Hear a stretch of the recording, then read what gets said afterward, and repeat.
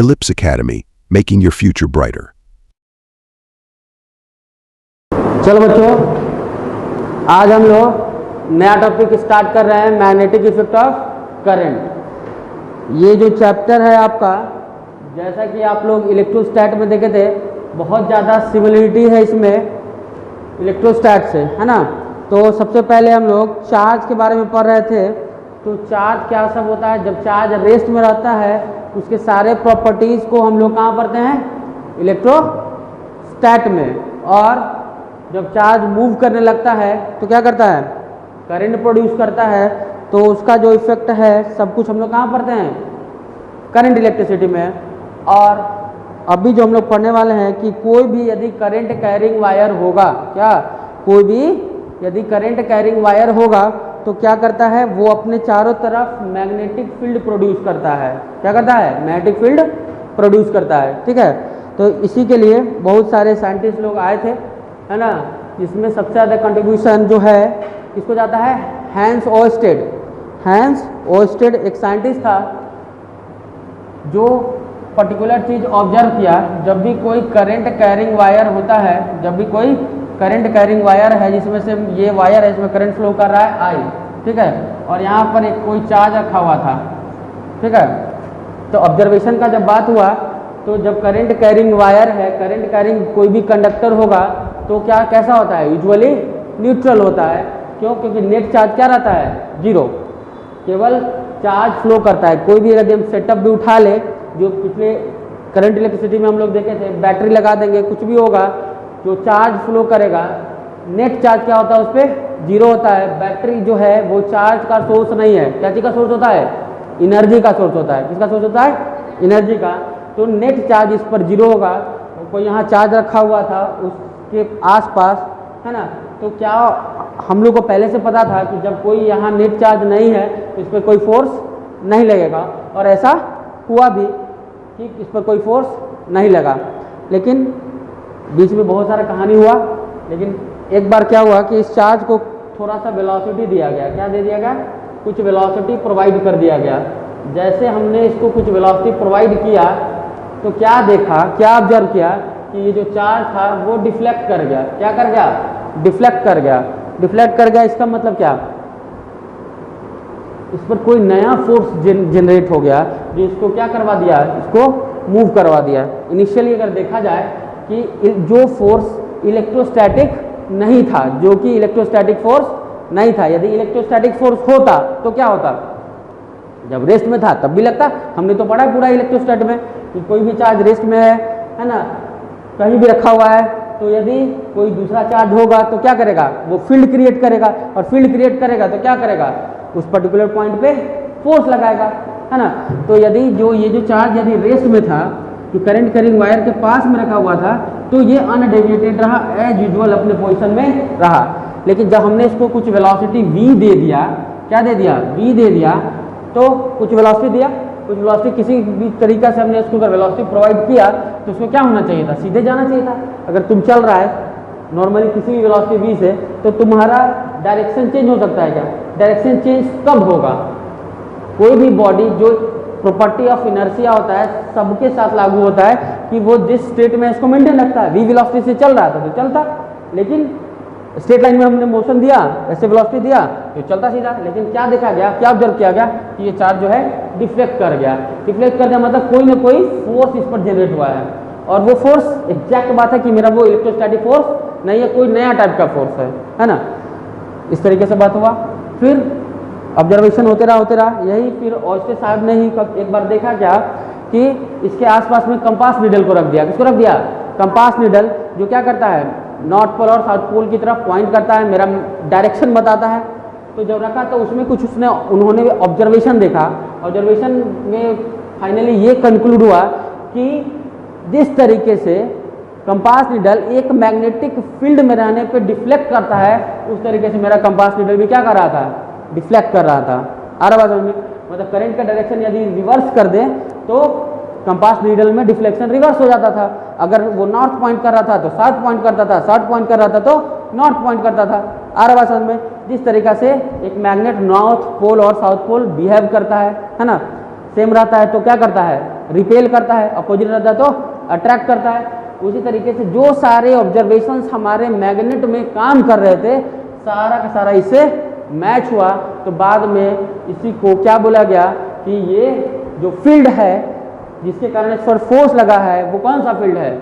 Magnetic field है। कौन सा फील्ड है? मैग्नेटिक फील्ड है ना। तो इससे ये कंक्लूड क्या किया गया कि current carrying conductor, current carrying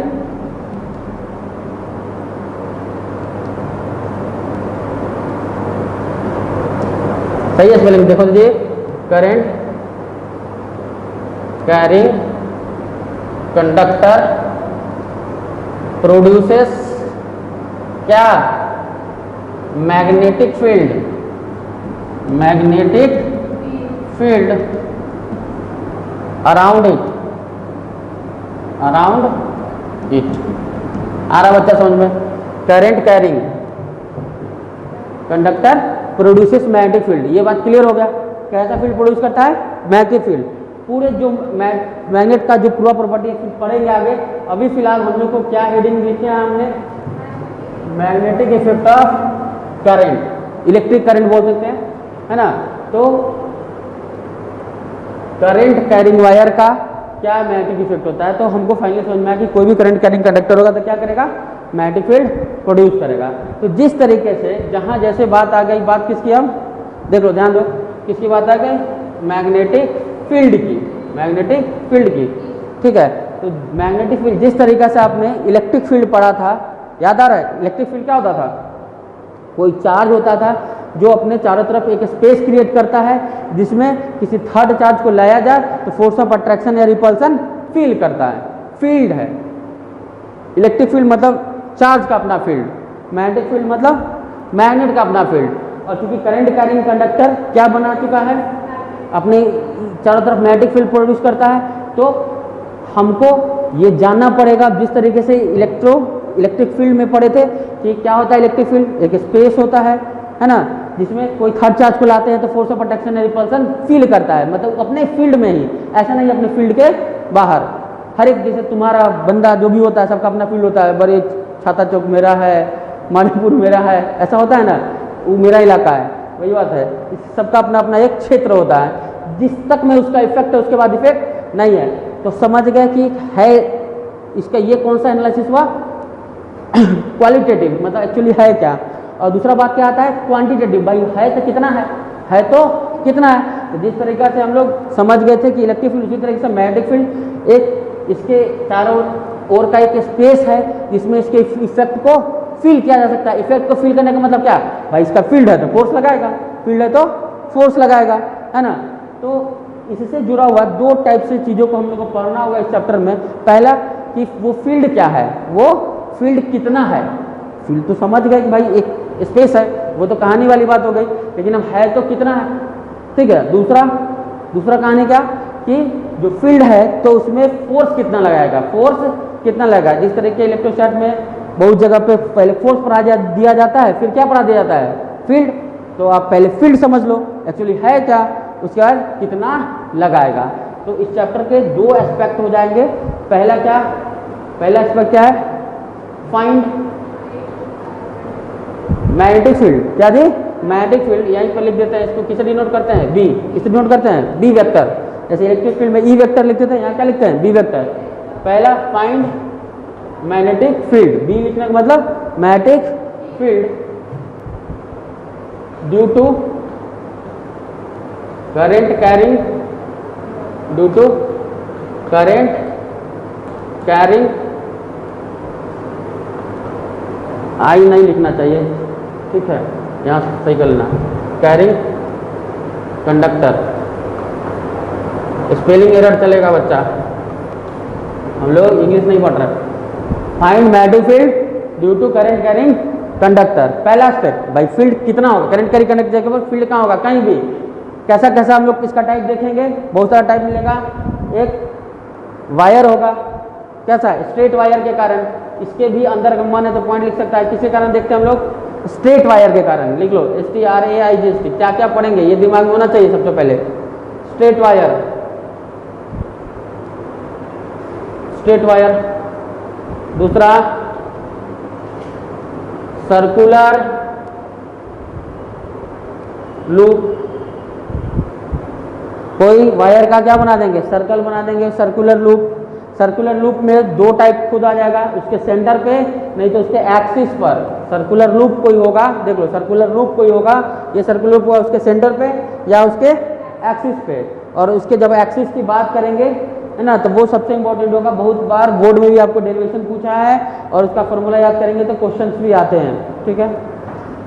उसके बाद पढ़ा जाता है सोलेनॉइड और टॉरॉइड। क्या पढ़ा जाता है, सोलेनॉइड और टॉरॉइड, ऐसा ऐसा करके होगा।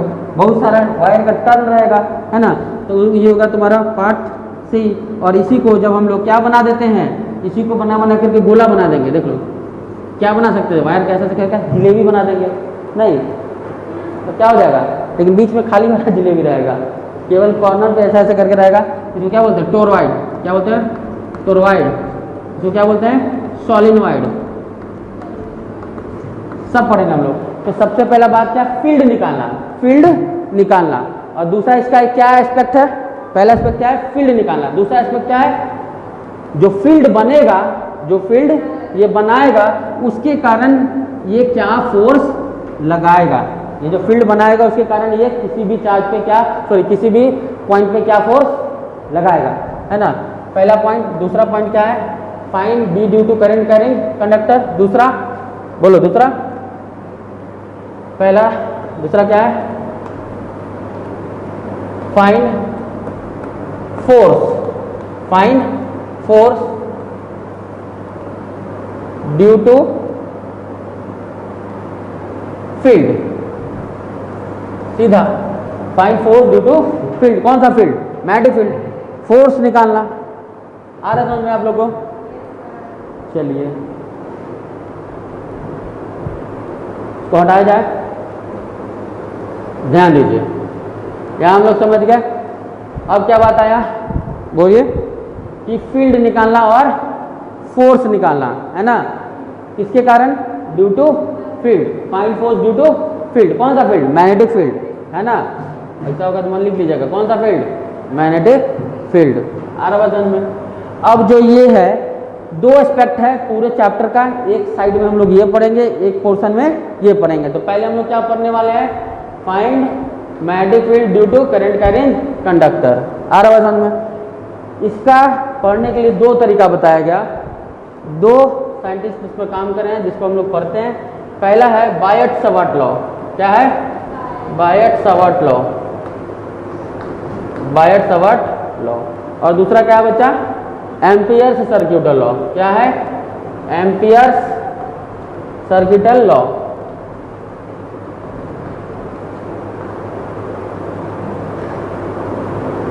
आ रहा समझ में। ये दो तरीका होगा हमको पूरा किसी भी चीज का मैग्नेटिक फील्ड निकालने का, है ना। चलिए अब आते हैं हम लोग क्या पढ़ने वाले हैं, मैग्नेटिक फील्ड, है ना। एक्चुअली होता क्या है इसको समझेंगे और बायट-सवार्ट लॉ सीखेंगे। इसके पहले थोड़ा सा एक चीज़ हम आपको और बता दें, अगर जिस मैग्नेटिक फील्ड का चर्चा हुआ है, ठीक है, तो थोड़ा सा मैग्नेटिक फील्ड का यूनिट वगैरह देख लेते हैं। मैग्नेटिक फील्ड को डिनोट कैसे करते हैं, बी वेक्टर से। कैसे करते हैं, ये इसका डिनोट करते हैं हम लोग, ठीक है, बी वेक्टर से। आ रहा समझ में। और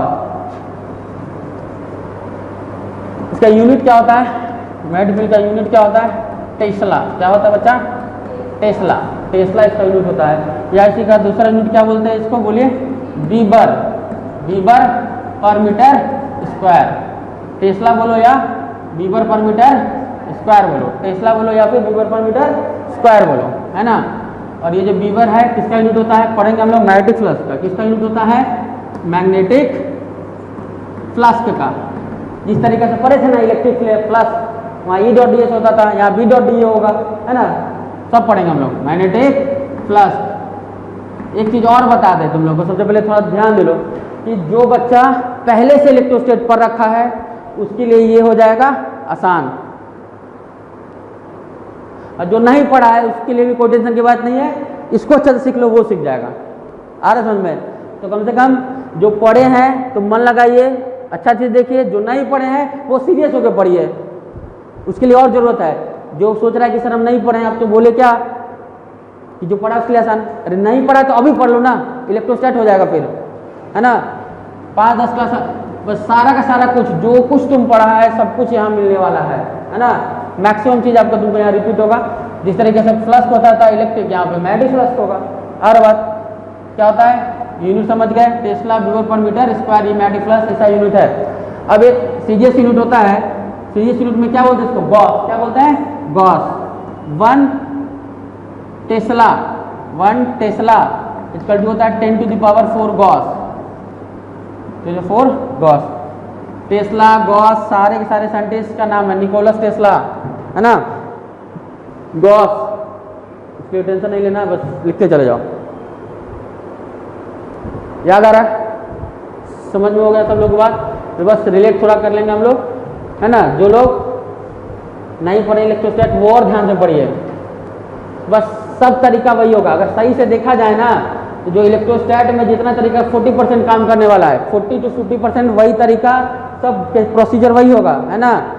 तो जो इलेक्ट्रोस्टैट नहीं भी पढ़े हैं कोई दिक्कत नहीं, मैग्नेट पढ़ लीजिए, मैग्नेटिक इफेक्ट ऑफ करंट पढ़ लीजिए, आपका ऑलमोस्ट इलेक्ट्रोस्टैट 40 to 50% कंप्लीट हो जाएगा। क्योंकि जहाँ जिस तरीके से टॉर्क पढ़े थे, क्या पढ़े थे हम लोग, उसमें टॉर्क पढ़े थे क्या जी, P क्रॉस ही, याद है ना। अब यहाँ क्या पढ़ेंगे, M क्रॉस B। यहाँ इलेक्ट्रिक डाइपोल मूवमेंट होता था, यहाँ मैग्नेटिक डाइपोल मूवमेंट होगा, वहाँ इलेक्ट्रिक फील्ड होता था, यहाँ क्या होगा, मैग्नेटिक फील्ड होगा। सब कुछ सिमिलर पैटर्न में ऑब्जर्व करेंगे हम लोग सारी चीज़ों को, है ना।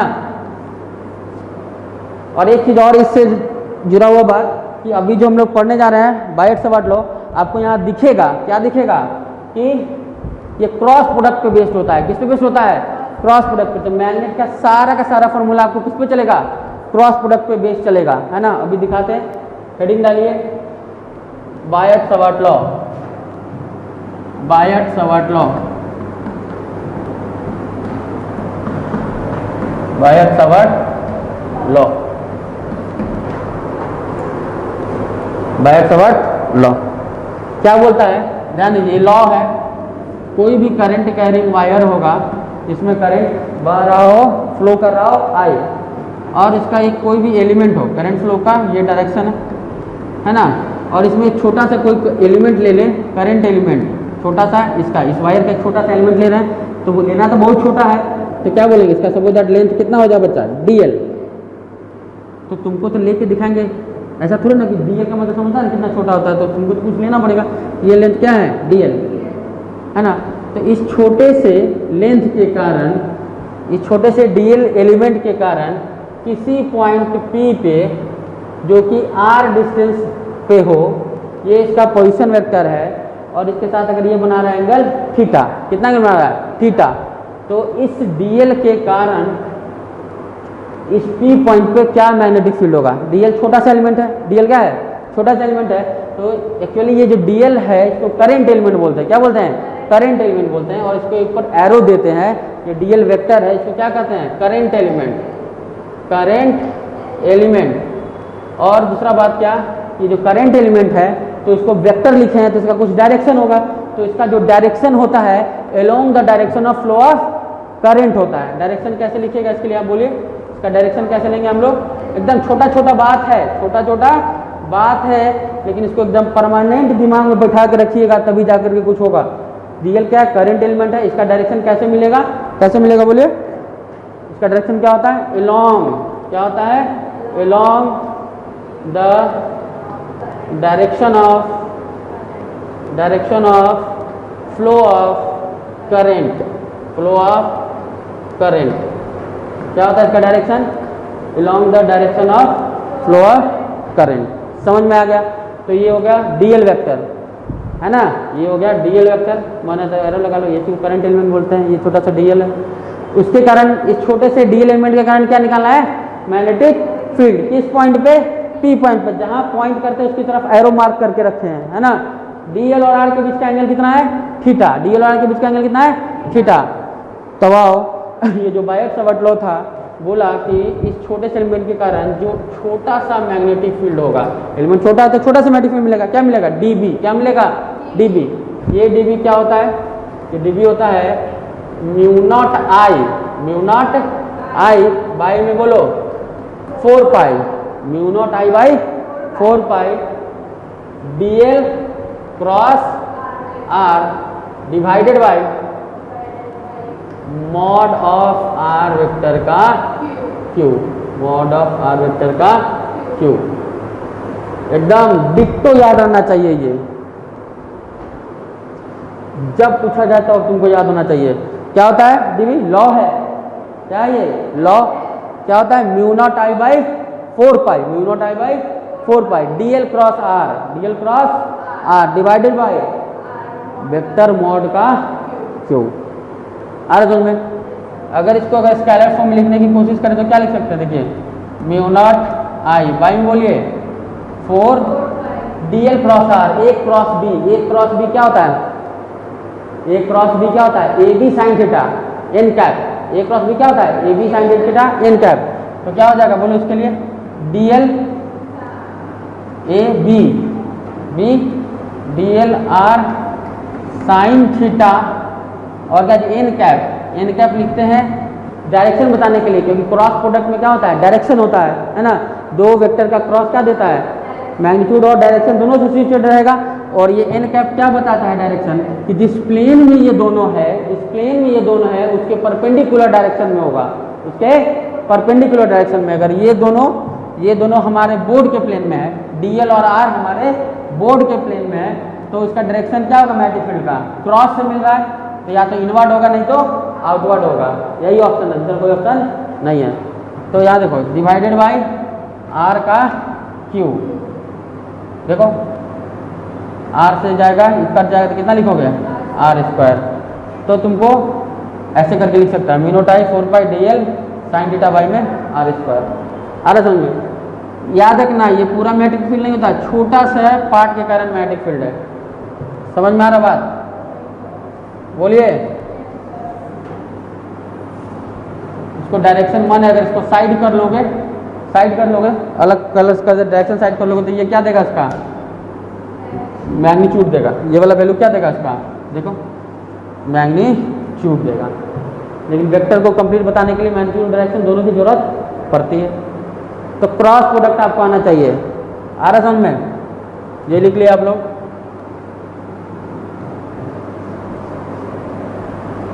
तो ध्यान दीजिए क्रॉस प्रोडक्ट बहुत जरूरी है, ठीक है। अब यहाँ से पूछे मैग्नीट्यूड तो निकालना सीख गया, लेकिन इससे ज़्यादा अच्छा है कि हर हमेशा इस फॉर्मेट को याद रख लो, क्योंकि इससे क्या मिलेगा मैग्नीट्यूड डायरेक्शन दोनों मिलेगा। केवल इतना याद रखिएगा, अगर इसको हटा दिया तो केवल क्या मिलेगा मैग्नीट्यूड, जबकि हमको वेक्टर है तो मैग्नीट्यूड डायरेक्शन दोनों बताएंगे तभी जाके कोई वेक्टर पूरा हो पाता है ना। चलो अब बात करते हैं इसके डायरेक्शन की। अब इसके डायरेक्शन की बात करते हैं। तो डायरेक्शन के लिए क्रॉस प्रोडक्ट आप लोग जानते हो dl क्रॉस r, कोई दो वेक्टर होता है तो पहले वेक्टर की तरफ ऐसे रखते हैं, दूसरे की तरफ जाते हैं, तो जो फिंगर का जो थंब का जो डायरेक्शन होगा वो क्या देगा फील्ड का, इसका डायरेक्शन देगा फील्ड का।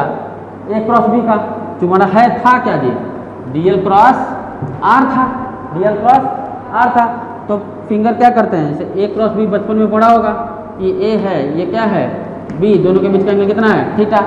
ए क्रॉस बी के लिए क्या करता है ए क्रॉस बी, ए की तरफ फिंगर स्केच करो, बी की तरफ जाओ, थंब की तरफ पॉइंट कर रहा है बाहर, तो डायरेक्शन क्या हो जाएगा इसके लिए आउटवर्ड। किसके लिए ए क्रॉस बी के लिए।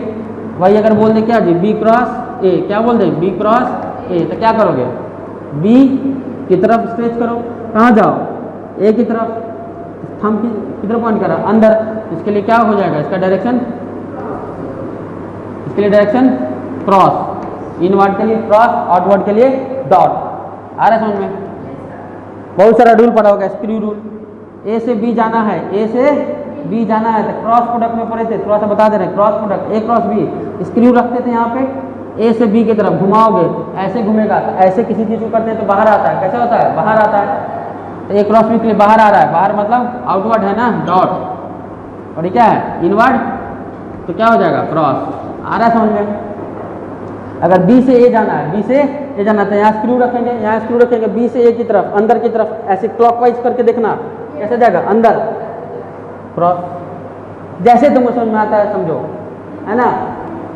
चलो ज़्यादा दिक्कत होगा फिर अलग से पूछिएगा, है ना। क्रॉस का आप देख सकते हैं इस पर। और प्रॉपर इस क्वेश्चन के लिए हम लोग जो इसमें यूज करेंगे, इसमें सबसे बढ़िया कौन सा होता है पता है? Palm rule. कौन सा होता है बढ़िया, सबसे बढ़िया?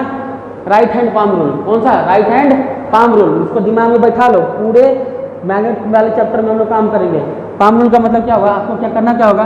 पुट योर राइट हैंड, है ना, क्या करना है? लिख लो, put your right hand in the direction of current. Put your right hand, put your right hand in the direction of, put your right hand thumb, thumb भी लिख लो, put your right hand thumb, put your right hand thumb in the direction of, in the direction of क्या जी? Flow of current, in the direction of flow of current, and stretch your finger, and stretch your finger in the direction of, stretch your finger, stretch your finger at the point, stretch your finger at the point, at the point where you have to find magnetic field, where you have to find, you have to find magnetic field। आया समझ में? Put your thumb, put your right hand thumb in the direction of flow of current. क्या करना है? देखो, put your right hand thumb, देखो जी, put your right hand thumb in the direction of flow of current, and stretch your finger, and stretch your finger where, stretch your finger at the point where you have to find the magnetic field. Finger को किधर stretch करना है? जहां आपको magnetic field निकालना है। Thumb को किधर रखना है? करंट फ्लो के डायरेक्शन में। फिंगर को कहां स्ट्रेच करना है? जहां आपको मैग्नेटिक फील्ड निकालना है। ये देखो, थंब करंट फ्लो का डायरेक्शन है, फिर किधर कर दिए? उधर जहां पे निकालना है। Put your and stretch your finger, finger को स्ट्रेच कर दिया किस डायरेक्शन में? Where you have to find magnetic field, ऐसा। Then the direction of your palm will give the direction of field, then the direction of palm will give the direction of field. Palm मतलब ये सामने वाला, palm का क्या direction है? Inward. Palm का क्या डायरेक्शन है? इनवर्ड। तो इस वाले पॉइंट के लिए हमको कैसे मिलेगा? इनवर्ड। क्या मिलेगा? क्रॉस। लिख लीजिए, इसके बाद कुछ लिख लीजिए। Then the, then your palm will show the direction of field, then your palm, then your palm will show the direction of field, the direction of field। आया सबको? सबको समझ में आ गया? चलो, सबको समझ में आ गया तो देखो, बताओ जल्दी से, जो लोग बैठे हो बताओ फटाफट जल्दी। अगर मान लो कि यही करंट एलिमेंट है, ऐसे ही करंट फ्लो कर रहा होता, और हम यहाँ बोलते निकालने के लिए, कहाँ बोलते निकालने के लिए? इस पॉइंट पे, तो क्या होता है डायरेक्शन?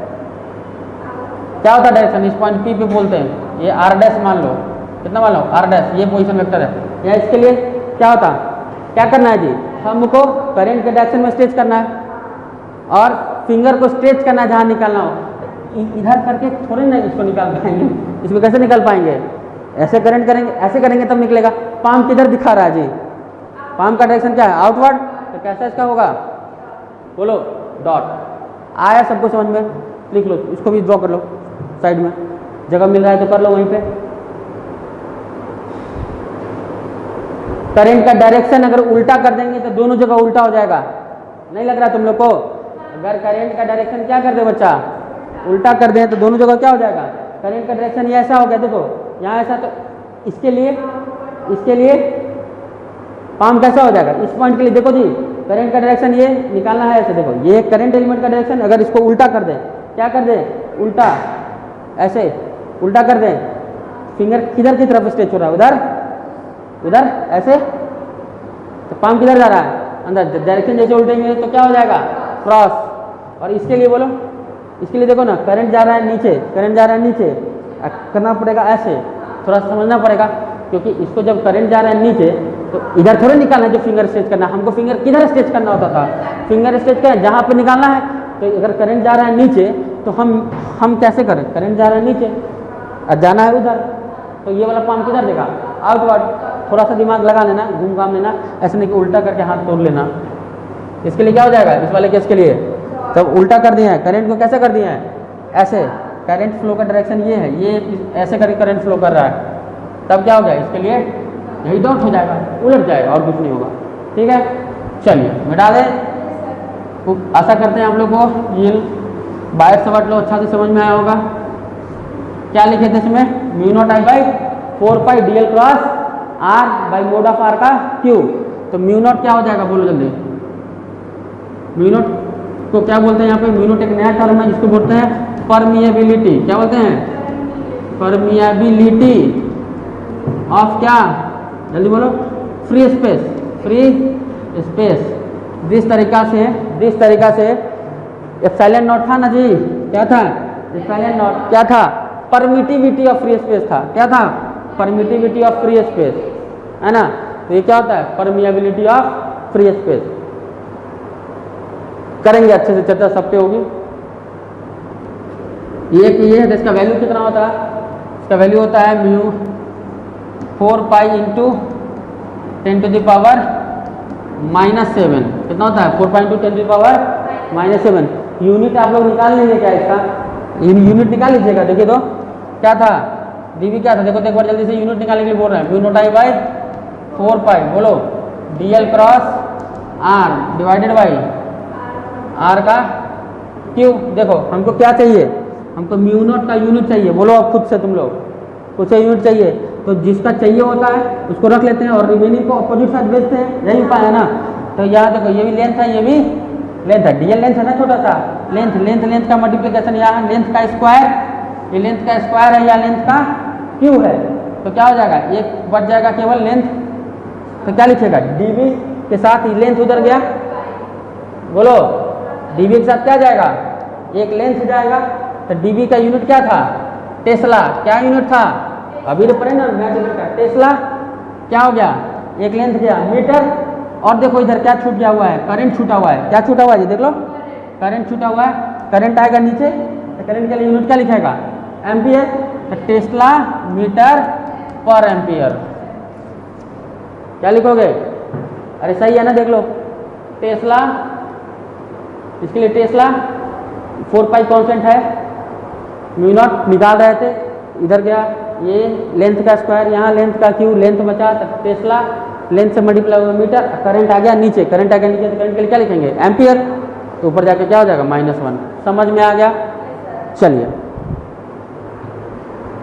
आइए हम लोग हेडिंग लगाइए। सबसे इंपॉर्टेंट है, यहाँ से आपका सही से बोला जाए तो चैप्टर स्टार्ट होगा। बोले बच्चा, अगर बोलेंगे सही से तो आप यहाँ से आपका चैप्टर स्टार्ट होगा। चलिए लिखिए, हेडिंग लिखिए। तो चलो जी हम लोग स्टार्ट करिए। ये समझ में आ गया आप लोग को। चलिए अब हम लोग का क्या हेडिंग है बताइए, एप्लीकेशन ऑफ बायर-सवार्ट लॉ। उसमें क्या हेडिंग है, फाइंड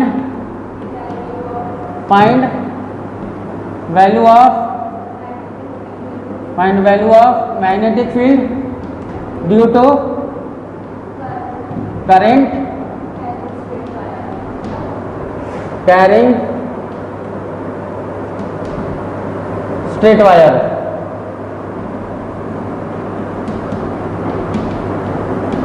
समझ में आया, क्या करना है हेडिंग आपका बताइए, find value of magnetic field due to current carrying straight wire at अ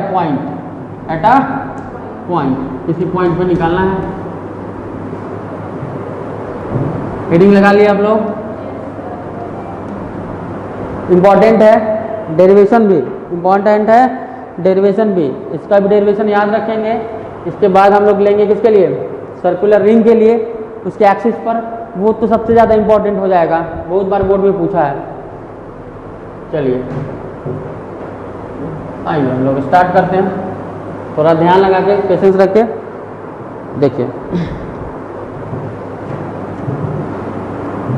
मान लो कि ये क्या है, तुम्हारा वायर है, ये क्या है, तुम्हारा वायर है, जिसमें हमको इसमें करंट फ्लो कर रहा है, कितना I, कितना करंट फ्लो कर रहा है, आई।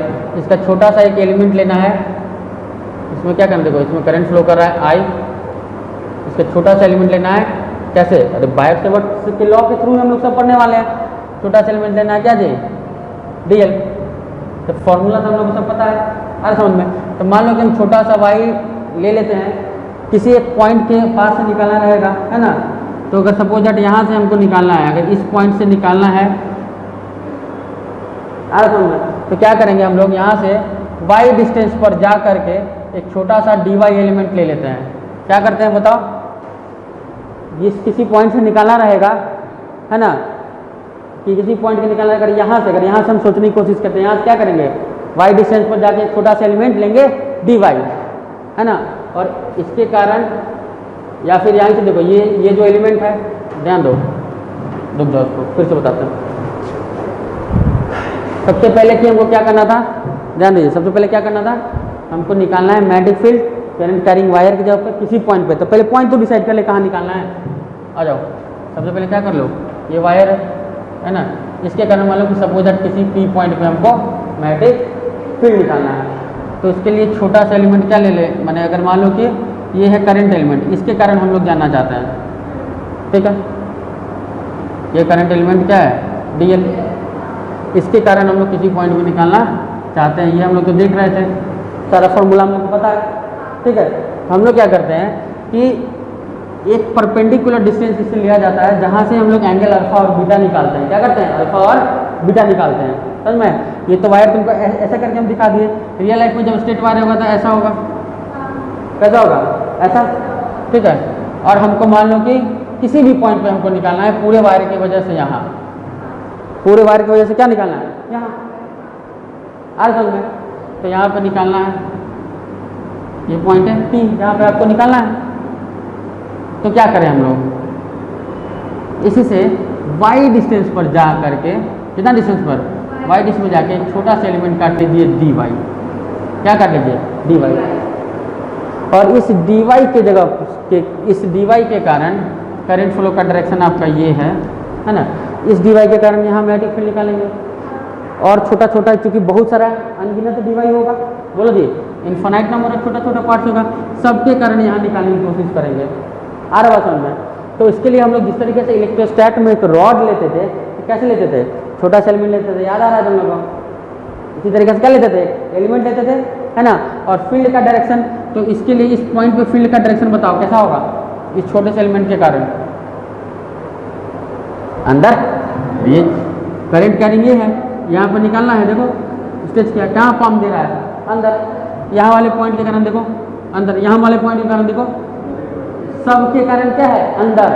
तो पहले, सबसे पहले जब इन छोटे छोटे पार्ट्स में, जब इस तरीके से हम लोग बनाते हैं, क्या कर छोटे छोटे पार्ट्स को लेकर के देखते हैं, और सबका डायरेक्शन यदि सेम आ गया तो हम लोग डायरेक्ट इसको ऐड कर सकते हैं, आगे समझ में। अदरवाइज अगर डायरेक्शन अलग अलग आता, जैसे इलेक्ट्रोस्टैट में क्या था, यहाँ इस वाले पॉइंट का इलेक्ट्रिक फील्ड का डायरेक्शन, यहाँ इस वाले पॉइंट का इलेक्ट्रिक फील्ड का डायरेक्शन इधर, अरे चार्ज रहता था ना उसमें, क्या रहता था, चार्ज से इस पॉइंट निकालना है, पॉजिटिव था तो अवे, यहाँ से अवे, देख रहा है सबका डायरेक्शन अलग था ना, तभी ना जा करके उसमें ई परपेंडिकुलर और ई पैरेलल आता था, याद है आप लोग को, हाँ, के lambda by D sine alpha plus sign beta, और क्या था, के lambda by D cos beta minus cos alpha. वहाँ ई पैरेलल और ई परपेंडिकुलर का कॉन्सेप्ट आता था, जबकि यहाँ पे कौन सा आएगा, एक ही आएगा। क्यों, देखो ना सबका डायरेक्शन क्या है, सेम, तो डायरेक्ट ऐड कर दें, कोई दिक्कत है।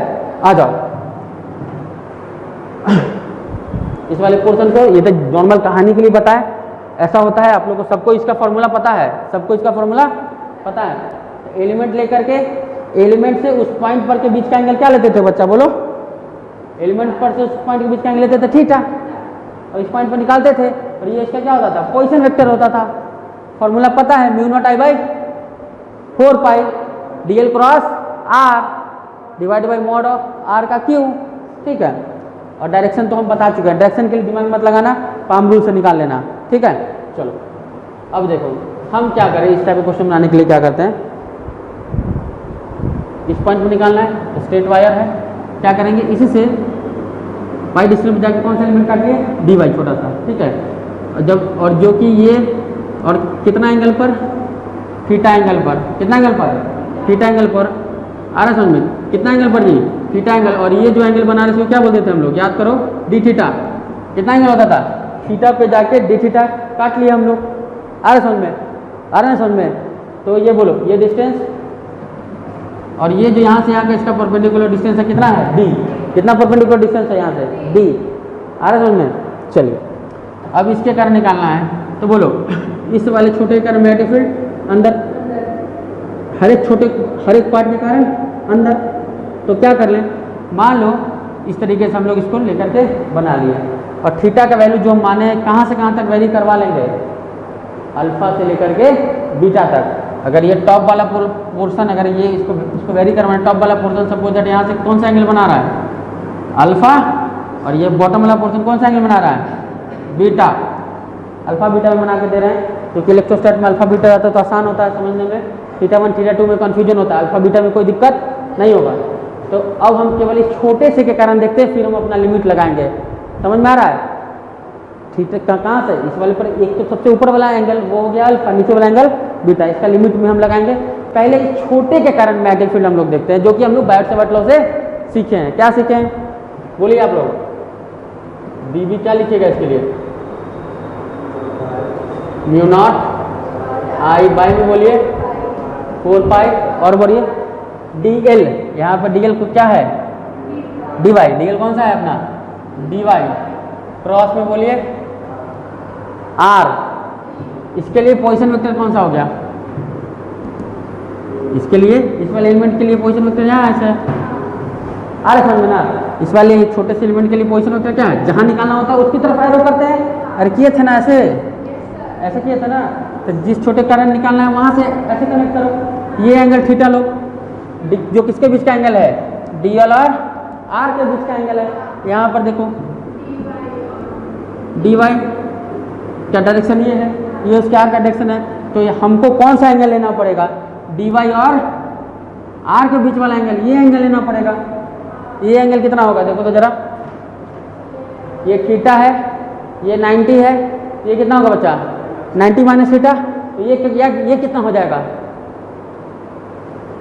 अरे थीटा 90, ये 90 माइनस थीटा, तो ये जो है एंगल कितना होगा 180 माइनस क्या हो जाएगा 90 माइनस थीटा, अरे बोलो थीटा 90, तो बचा हुआ एंगल कितना हो गया 90 माइनस थीटा। तो ये वाला एंगल कितना होगा, स्ट्रेट वायर है ना, 180 में से जो एंगल होगा वही ना घटाओगे, 180 माइनस 90 माइनस थीटा कर लो, क्या हो गया 180 minus 90 minus minus plus theta, मतलब कितना हो गया ये 90 प्लस थीटा। आया समझ में, कितना एंगल हो जाएगा ये 90 प्लस थीटा। कोई दिक्कत है, अरे बोलिए बच्चा 90 प्लस थीटा, आ रहा समझ में। इसको साइड में लिखे हैं, बच्चा वाला चीज़ है, डायरेक्ट थीटा 90 माइनस थीटा, तो दूसरा होना पड़ेगा 90 प्लस थीटा, तभी जाके जोड़ के 180 होगा। अरे देखना 90 माइनस थीटा होगा, तो जब तक कि 90 प्लस थीटा नहीं होगा तो दोनों जोड़ के 180 कैसे होगा। चलो समझ में आया आप लोग को, तो याद है ना, हम लोग अगर वैल्यू लिखना चाहें तो डी वाई क्रॉस में ये वाला डिस्टेंस, ये वाला डिस्टेंस, तो हम लोग अब डायरेक्ट लिख देते हैं इसको, ध्यान दो, ए क्रॉस बी क्या लिखेगा डी वाई, ए डी एल की जगह पर डी वाई, क्रॉस में क्या होता था आर, तो ए क्रॉस बी का होता ए बी साइन थीटा, तो डी वाई कौन साइन थीटा, यहाँ से यहाँ का डिस्टेंस क्या लिख लेगा,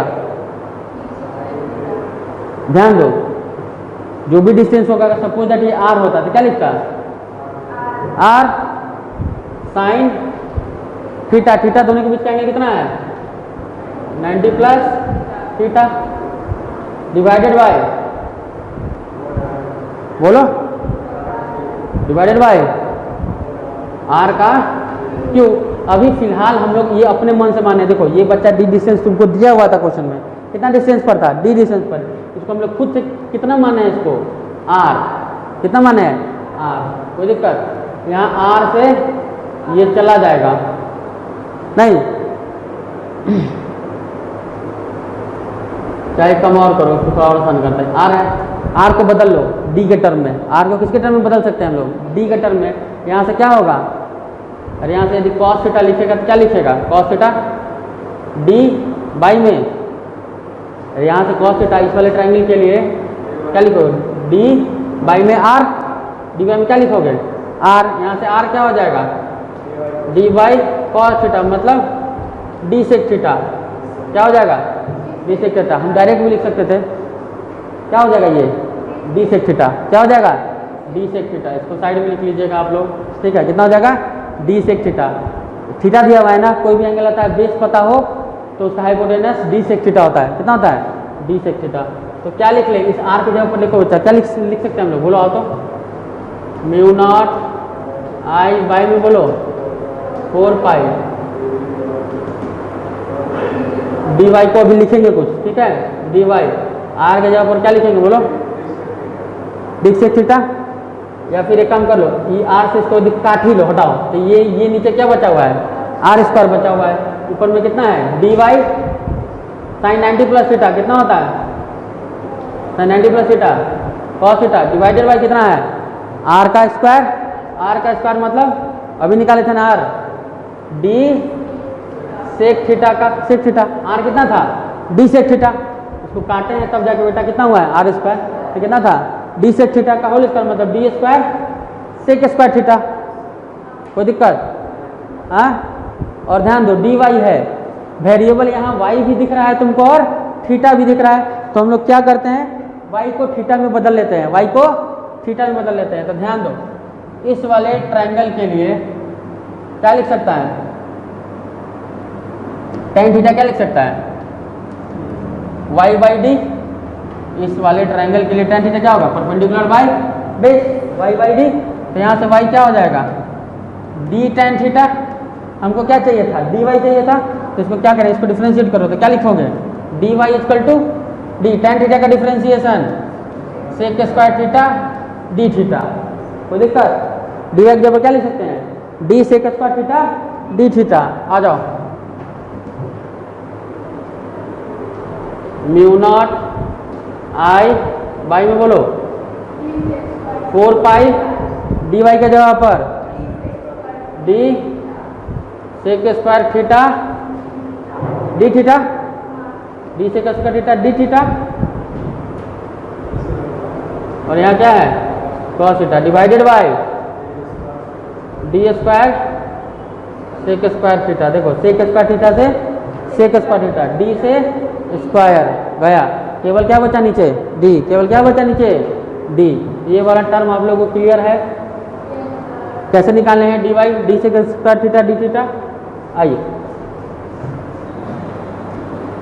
बोला जाए, क्या बचा? बच्चा म्यू नॉट आई बाई में 4 पाई, बोलिए ऊपर क्या बचा हुआ है?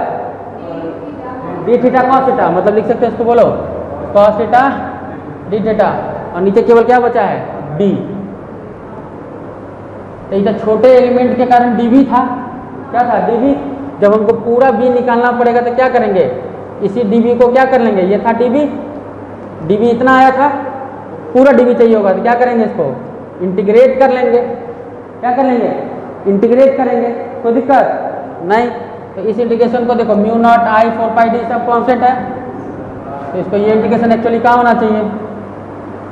यहाँ होना चाहिए। बोलिए कॉन्स्टेंट बाहर निकाल दिए, एक स्टेप आगे आगे समझ में, बाहर निकाल दिए, ठीक है।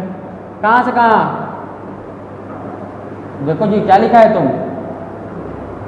थीटा का वैल्यू, हम तो एक वेरिएबल है ना यहाँ से, थीटा का वैल्यू क्या दी? माइनस बीटा से लेके प्लस अल्फा। अरे जिस एंगल से ले रहे हैं थीटा, उसके इस साइड में क्या होगा? नेगेटिव, इस साइड में क्या होगा? पॉजिटिव। क्या लिखेंगे इसका लिमिट? माइनस बीटा से प्लस अल्फा। चलो आ जाओ, म्यू नॉट आई बाई में 4 पाई डी, 4 पाई डी। कॉस थीटा का इंटीग्रेशन कितना होता है बच्चा?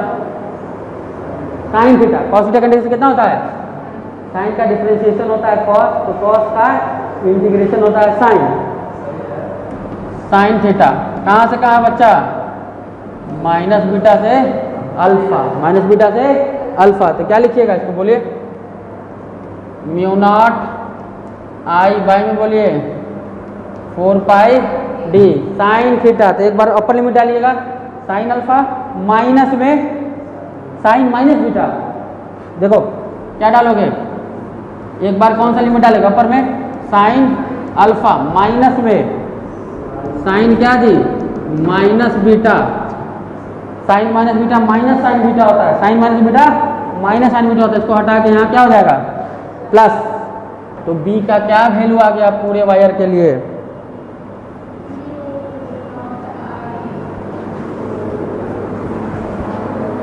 बोलो, रट लो रट लो। करंट कैरिंग स्ट्रेट वायर के कारण जिसके परपेंडिकुलर डी डिस्टेंस से एक एंगल यदि अल्फा बना रहा हो दूसरा एंगल बीटा बना रहा हो तो क्या होता है मैग्नेटिक फील्ड का value mu naught I by 4 pi D, mu naught I by 4 pi D. D क्या है, डी क्या है, लिख लो एकदम, डी क्या है, परपेंडिकुलर डिस्टेंस है फ्रॉम वायर। क्या है, परपेंडिकुलर डिस्टेंस फ्रॉम वायर। और अल्फा एंड बीटा क्या है, एंगल। अल्फा बीटा क्या है, एंगल। ऊपर में अल्फा नीचे वाला बीटा। कभी भी ए के बाद बी आता है तो पहले ऊपर कौन, ए नीचे बी, अल्फा और बीटा दोनों का साइन का सम। ऑलरेडी इसमें हम लोग साइन ले चुके हैं, तो जब कभी क्वेश्चन में आएगा ऊपर आएगा दोनों का साइन। देखो अल्फा और बीटा फाइनली यहाँ प्लस में आ रहा है, लेकिन साइन हम लोग माइनस ले चुके थे, तो उसी के तरीके से वैल्यू रखिएगा। ये जो इक्वेशन है उस तरीके से इसमें अल्फा और बीटा हमेशा जो वैल्यू होगा, ऊपर वाला होगा तो प्लस, नीचे वाला होगा तो माइनस डालिएगा। आ रहा समझ में, सॉरी नीचे वाला होगा तभी प्लस डालेंगे, क्यों, क्योंकि ऑलरेडी इसका माइनस हम लोग काउंट कर चुके हैं, है ना। तो समझा देते अभी, इतना छप गया सब लोग का, समझ में आ गया। नहीं अभी इसको तो वो बांध करना पड़ेगा ना, रिकॉर्ड हो रहा है ना, तो रुकिएगा थोड़े। चलो देखो अल्फा थीटा अल्फा बीटा कैसे लेना है सो देख लो। हाउ टू जज अल्फा एंड बीटा, ध्यान दीजिए। दो क्वेश्चन हम दे रहे हैं, इसमें आप अल्फा बीटा सीख जाएंगे निकालना। ये क्या था तुम्हारा वायर, ये था वायर, ठीक है। इस वायर से अगर दिया रहता, ठीक है, इसमें करंट जा रहा है आई, इससे दिया रहता है परपेंडिकुलर डिस्टेंस कितना है डी, कुछ भी दिया रहेगा और इसका वैल्यू लिख लो। मान लो दिया रहता है यहाँ से 2 मीटर, ठीक है। ये बोलता है ये एंगल है 30 डिग्री और ये एंगल यहाँ से ये एंगल बोल देता तुमको 15 डिग्री। कितना डिग्री देता, 15 डिग्री। तो अल्फा क्या लिखते हैं इसके लिए 30 और बीटा क्या लिखिएगा 15, माइनस साइन ऑलरेडी इंक्लूड किया हुआ है।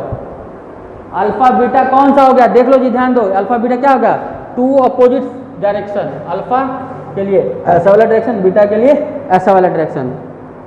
ऑलरेडी माइनस बीटा से लेके हम प्लस अल्फा लिए हुए थे ना डेरिवेशन में, तो अल्फा इसके लिए क्या लिखिएगा 30 और बीटा क्या 15। दोनों का दोनों क्या लेना है, प्लस में माइनस लेकर के लाए हुए हैं। समझ में आ रहा बात, दोनों वैल्यू कैसे लिखाएगा प्लस, मतलब अल्फा बीटा जो लेंगे अपोजिट डायरेक्शन में होगा। अल्फा एंड बीटा क्या होगा, अपोजिट डायरेक्शन वाला होगा। समझ में आ रहा है। एक चीज और देखो, इसमें अल्फा बीटा बताओ, बस क्लियर हो जाएगा। एक वायर है, यहाँ से देखो, इसका दिया हुआ है तुमको एंगल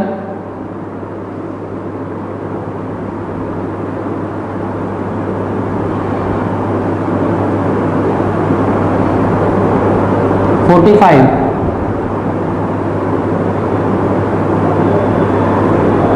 और यहाँ से एंगल तुमको दे दिया है, यहाँ वाला एंगल दिए हुए 30,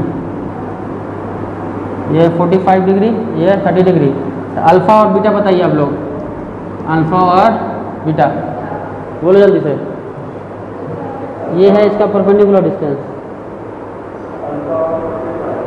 हॉरिजॉन्टल के साथ, ये है वायर, देख लो ये है तुम्हारा वायर। समझो बात को, अल्फा कौन सा एंगल होता था, ये जो डिस्टेंस परपेंडिकुलर डी है उससे, अगर ये डिस्टेंस तुमको ए दिया हुआ रहेगा तो ए नहीं लेना है फॉर्मूला में, वो जो डी कौन सा है परपेंडिकुलर डिस्टेंस, डी कौन सा है परपेंडिकुलर डिस्टेंस। अगर यहाँ दिया हुआ है ना ये ए, अगर ये ए दिया रहेगा तो क्वेश्चन में परपेंडिकुलर डिस्टेंस ये नहीं होगा, इसको तुमको बढ़ाना पड़ेगा। क्या करना पड़ेगा, एक्सटेंड करना पड़ेगा। आ रहा है, और एक्सटेंड करके ए है, ये हाइपोटेनस राइट एंगल ट्रायंगल, तो ए का cos 45 जो होगा, यहाँ डी एक्चुअली क्या होगा, ए का cos 45। हम प्रॉब्लम प्रैक्टिस करवाएंगे अगले वाले वीडियो में। ए कौन, ये डी हम लिखवाए ना बच्चा, अभी परपेंडिकुलर डिस्टेंस, वायर से परपेंडिकुलर डिस्टेंस था, तो तुमको लग रहा है इस वायर से ये वाला परपेंडिकुलर डिस्टेंस है? नहीं ना। कौन कौन उसका परपेंडिकुलर डिस्टेंस? जब नहीं रहेगा तो क्या करना, वायर को पीछे की तरफ एक्सटेंड करना, और ये वाला डिस्टेंस क्या होगा, परपेंडिकुलर डिस्टेंस होगा। तो किसी भी राइट एंगल ट्रायंगल में अगर ये हाइपोटेनस है और ये एंगल 45 में, तो क्या होता है, हाइपोटेनस का cos थीटा, और सामने वाला क्या होता है, हाइपोटेनस का sin थीटा। तो डी एक्चुअली क्या होगा तुम्हारा, ए cos 45 होगा, ए नहीं होगा। समझ में आया बात, पक्का ना? अच्छा, और ध्यान दो, और ध्यान दो, एकदम ये बहुत जरूरी है यहाँ पे। अल्फा कौन सा होता था बउआ? अल्फा इस परपेंडिकुलर डिस्टेंस से इस साइड वाला बोले थे, इस परपेंडिकुलर डिस्टेंस से इस साइड वाला, जो ऊपर वाला इंड। कौन सा इंड? ऊपर वाला इंड। ध्यान दो रे, ध्यान दो, ऊपर वाला इंड। तो इस वाले साइड से परपेंडिकुलर डिस्टेंस से इस वाले वायर का अपर इंड कितना पे है, इस वाले परपेंडिकुलर डिस्टेंस से ऊपर वाला कितने पे है, 45 प्लस 30। तो अल्फा इसके लिए कितना हो गया, 75। सही है क्या? अल्फा इसके लिए कितना होगा, 75। एकदम गौर करो, बहुत इंपॉर्टेंट है। और बीटा कौन सा है, हमको समझ में आना चाहिए। फॉर्मूला याद रहता है बच्चों को, लेकिन अल्फा बीटा लिखने में बहुत दिक्कत होती है। तो बीटा कौन सा होगा, बीटा क्या बोले थे, इस परपेंडिकुलर डिस्टेंस से अपोजिट सेंस वाला। तो इस केस में क्या दिख रहा है, दोनों तो एक ही सेंस में दिख रहा है, ये भी इधर और ये भी इधर। तो इसको आप क्या लीजिएगा, माइनस में। जब सेंस क्या हो जाएगा, सेम, तो क्या लीजिएगा, माइनस में 45 डिग्री, माइनस में 45 डिग्री। अभी होता कैसे है एक्चुअली, होने के लिए तो ऐसा है समझो कि इससे हमको क्या लेना था, इस साइड वाला क्लॉक में ऐसे, और इसको लेना था अपोजिट में। तो अपोजिट में लेके जाएंगे तो ऐसे करके घूम के ये आएगा, तो ये वाला एंगल होगा, ये वाला एंगल होगा। तो एक्चुअली जब ये वाला एंगल यहाँ से निकालने चलोगे तो ये पता चलेगा कि माइनस में इसके बराबर होगा। क्या होगा, माइनस में इसके बराबर होगा। 360 में से 45 घटा लो, यहाँ से लेके जाओ, तो ये एंगल कितना होगा, अरे यही 360 में से 45 कम जाएगा, 360 में से 45 घट जाएगा। आ रहा समझ में? 315 लिखो, या तो तुम बीटा को क्या लिखो, 315 लिखो, तो साइन 315 लिखो या साइन 45 लिखो, एक ही बात है। इसीलिए हम लोग उतना, क्योंकि हम बोले थे कि एक क्लॉक होगा, दूसरा एंटी क्लॉक, एक अपोजिट सेंस, एक इधर लिए तो दूसरा इधर लेना पड़ेगा। तो इस वाले से एक को इधर लिए तो कितना पूरा गया ये 75, और दूसरा को अपोजिट लेना है, तो अपोजिट लेने के लिए इतना घूम के जाना पड़ेगा, जो कि 315 है। तो या तो साइन 315 लिखो, नहीं तो डायरेक्ट साइन -45 लिखो। Sine 360 minus theta minus sine theta होता है बच्चा, ठीक है। तो साइन 360, थीटा जो चाहिए था वो कितना था, 315। क्या रखोगे इसके लिए, अरे बोलो, 360 माइनस में 315। अरे इधर से लेके गया तो एक्चुअली है क्या, इतना एंगल 315 है। सुनो कितना है, 300। इधर से जब लेके गया बीटा, तो बीटा है कितना, 315। 315 क्या ले सकता है, 360 माइनस 45, कोई दिक्कत? तो 360 माइनस 45 लिखिएगा, ये तो तुम लोग को आता है। तो क्या लिख लोगे, साइन 315 लिखो, क्या लिखो, साइन 315 लिखो, या साइन 360 माइनस 15 लिखो। तो sine 360 minus theta minus sine theta, मतलब माइनस साइन 45। आ रहा समझ में? साइन क्या हुआ यार, तो तुम माइनस में इसको क्या लिखोगे, -45 लिख लो। समझ में आ रहा है? ऐसे करके जाओ या ऐसे करके जाओ।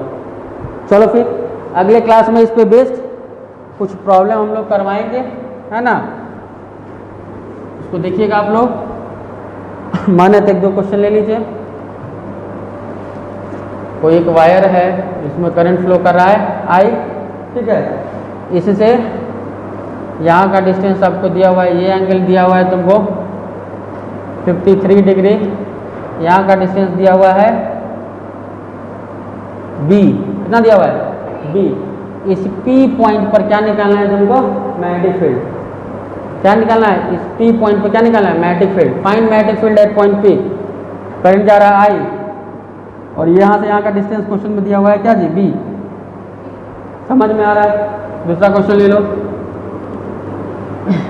एक स्टैंडर्ड दो चीज़ें और डाल देते हैं। ये पहला हो गया, दूसरा और तीसरा खुद बना के लाओगे तुम लोग। अगर के करंट इनफाइनाइट वायर होता, कैसा वायर होता जी? इनफाइनाइट। कैसा होता? इनफाइनाइट, है ना? इसके कारण अल्फा और बीटा इसके परपेंडिकुलर एट ए डिस्टेंस d डिस्टेंस पर। कितना डिस्टेंस पर? d डिस्टेंस पर। इस वाले वायर से कितना डिस्टेंस पर? d डिस्टेंस पर क्या निकाला है? Magnetic field. और ये इनफाइनाइट वायर है। और तीसरा क्या हो सकता था बच्चा? बोलो। सेमी इनफाइनाइट वायर भी तो हो सकता था। क्या बोलो? सेमी इनफाइनाइट वायर भी तो हो सकता था। सेमी इनफाइनाइट वायर समझता है? ऐसा यहाँ पे निकालना है तुमको। यहाँ पे निकालना है मैग्नेटिक फील्ड। ये है पॉइंट P, ये है पॉइंट P, यहाँ पे निकालना है। ठीक है। और ये वायर कैसा है? सेमी इनफाइनाइट, मतलब यहाँ से ऐसा और एक साइड में गया हुआ है ऐसे करके। इनफाइनाइट मतलब इधर पूरा तरफ इन्फिनिटी तक गया है। ये कहाँ गया है? इन्फिनिटी तक गया है। ये सब स्टैंडर्ड होता है, डायरेक्ट याद रखना था। इस तरीके से इलेक्ट्रिक फील्ड में भी याद रखते थे ना, इनफाइनाइट वायर के लिए और सेमी इनफाइनाइट वायर के लिए। क्या बोलते हैं? Infinite wire. इसको क्या बोलते हैं? Semi infinite wire. Semi infinite, एक साइड इनफाइनाइट है, इनफाइनाइट है। कुछ नहीं करना रहता है। इसके लिए थीटा 9, इसके लिए अल्फा भी 90 और बीटा भी 90। इन्फिनिटी तक कहाँ जाके मिलेगा? यहाँ कुछ मिलता बढ़ते जाता इन्फिनिटी में मिलेगा।